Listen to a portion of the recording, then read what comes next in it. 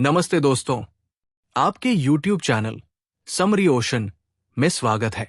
आज हम बात करने वाले हैं मॉर्गन हाउसेल की बेस्टसेलर किताब साइकोलॉजी ऑफ मनी की। ये किताब नंबर्स और कैलकुलेशन से ज्यादा पैसे के पीछे की मानसिकता के बारे में है। अगर आप भी सोचते हैं कि पैसा कमाना सिर्फ हार्ड वर्क से होता है, तो ये वीडियो आपकी सोच बदल देगा। तो बिना समय गवाए चलिए शुरू करते हैं। मॉर्गन हाउसेल की किताब साइकोलॉजी ऑफ मनी पैसे के प्रबंधन के मनोवैज्ञानिक पहलुओं पर आधारित है। ये किताब बताती है कि पैसा कमाने और संभालने में गणित से ज्यादा मायने हमारी सोच, भावनाएं और व्यवहार रखता है। इस समरी में हम किताब के मुख्य सबक उदाहरणों के साथ समझेंगे ताकि आप बेहतर वित्तीय निर्णय ले सकें। साइकोलॉजी ऑफ मनी के मुख्य सबक। 1. असली दौलत वो है जो दिखाई नहीं देती। ज्यादातर लोग दौलत को महंगी कारों, बड़े घरों और शानदार लाइफस्टाइल से जोड़कर देखते हैं, लेकिन असली दौलत वह पैसा है जो आप खर्च नहीं करते। बचत, निवेश और आर्थिक सुरक्षा। उदाहरण: एक करोड़पति साधारण कार चलाकर और मामूली घर में रहकर भी ज्यादा आजाद हो सकता है, बजाय उसके जिसकी ऊंची सैलरी है लेकिन कर्ज भी बहुत है। माइक टायसन जैसे सेलिब्रिटीज करोड़ों कमा चुके थे, लेकिन फिजूल खर्ची की वजह से दिवालिया हो गए। सीख: दिखावे से दौलत का अंदाजा न लगाएं। असली सफलता अनुशासन से आती है, ऐश्वर्य दिखाने से नहीं। 2. किस्मत और जोखिम का बड़ा रोल होता है। पैसे की दुनिया में सफलता और असफलता अक्सर भाग्य और जोखिम पर निर्भर करती है। ये चीजें हमारे नियंत्रण से बाहर होती है। उदाहरण: बिल गेट्स बहुत प्रतिभाशाली थे, लेकिन उन्हें एक 970S में कंप्यूटर तक पहुंच मिली। किस्मत, जो उस समय बहुत कम लोगों को मिलती थी। कई प्रतिभावान लोग बाजार गिरने या स्वास्थ्य समस्याओं, जोखिम की वजह से असफल हो जाते हैं। सीख: सफलता में घमंड न करें और असफलता में दूसरों को दोष न दें। किस्मत और जोखिम को समझें। 3. बस काफी है, लालच का खतरा। हाउसेल 2 अमीर आदमियों की कहानी सुनाते हैं।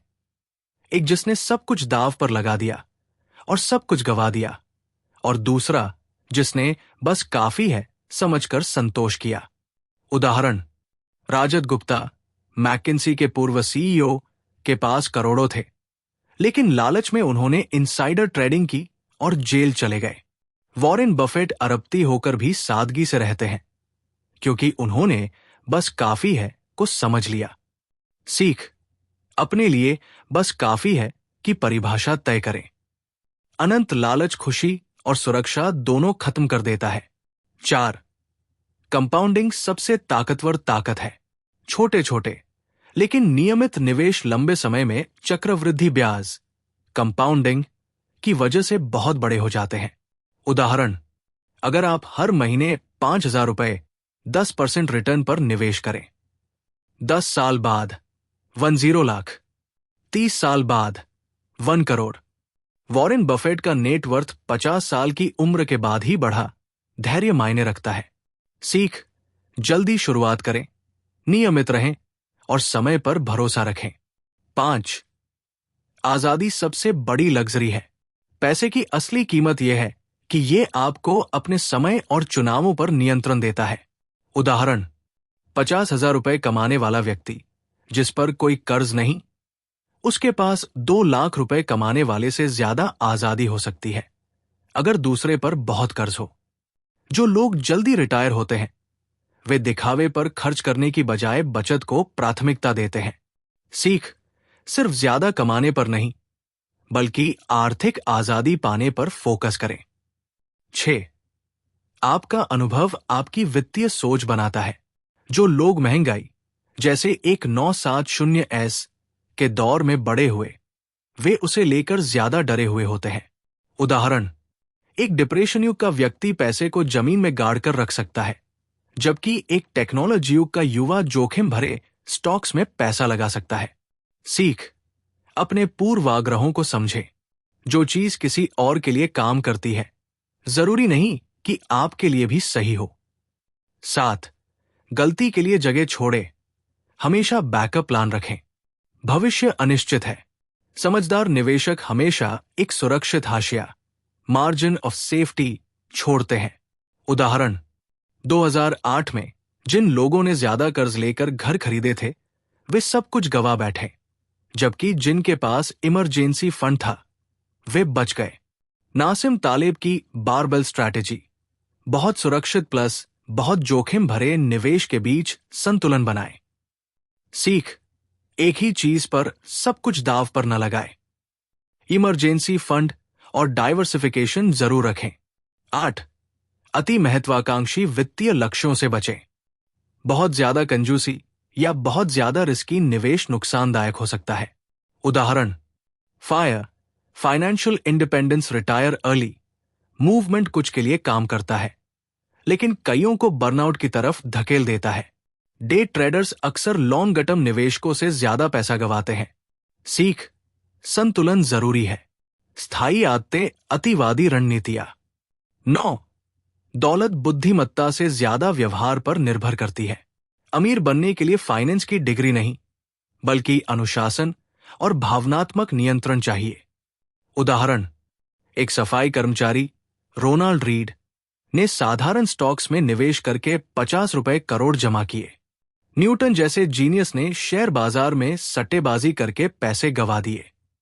सीख, धैर्य रखें, भावनाओं में बहकर निर्णय न लें और एक योजना पर टिके रहें। 10. पैसा एक टूल है, स्कोर कार्ड नहीं। दूसरों के साथ अपनी संपत्ति की तुलना करना दुख का कारण बनता है। उदाहरण, एक अरबती दूसरे अरबती के प्राइवेट जेट से ईर्ष्या कर सकता है। हेडोनिक ट्रेडमिल का मतलब है कि इच्छाएं आय के साथ बढ़ती जाती है। सीख, दूसरों से नहीं, अपने लक्ष्यों पर फोकस करें। अंतिम सारांश, खर्च कम, बचत ज्यादा करें। असली दौलत दिखाई नहीं देती। किस्मत और जोखिम को समझें, विनम्र और लचीले बने। बस काफी है को परिभाषित करें। लालच खुशी को नष्ट कर देता है। कंपाउंडिंग पर भरोसा रखें। समय टाइमिंग से ज्यादा मायने रखता है। आजादी सबसे बड़ी लग्जरी है। पैसा चुनाव की आजादी देता है। इन सबक को कैसे अपनाएं? छोटी छोटी रकम से भी निवेश शुरू करें। फिजूल खर्ची के लिए कर्ज न लें। इमरजेंसी फंड बनाएं। 6 से 12 महीने का खर्च। रातों रात अमीर बनने के झांसे में न आए। निष्कर्ष, साइकोलॉजी ऑफ मनी सिखाती है कि वित्तीय सफलता जटिल रणनीतियों में नहीं, बल्कि सही व्यवहार में है। मानवीय पूर्वाग्रहों को समझकर, किस्मत और जोखिम को स्वीकार करके और दीर्घकालिक आदतों पर फोकस करके कोई भी स्थायी दौलत बना सकता है। तो दोस्तों, आज आपने सीखा कि पैसा कमाने से ज्यादा जरूरी है उसे संभालने की समझ। अगर आपको यह वीडियो पसंद आया तो लाइक बटन दबाएं, चैनल को सब्सक्राइब करें और नीचे कमेंट में बताएं आप पैसे को किस चीज में इन्वेस्ट करना पसंद करेंगे। अगले वीडियो में हम एटॉमिक हैबिट की समरी लेकर आएंगे। तब तक के लिए स्मार्ट इन्वेस्ट करें और खुश रहें। जय हिंद।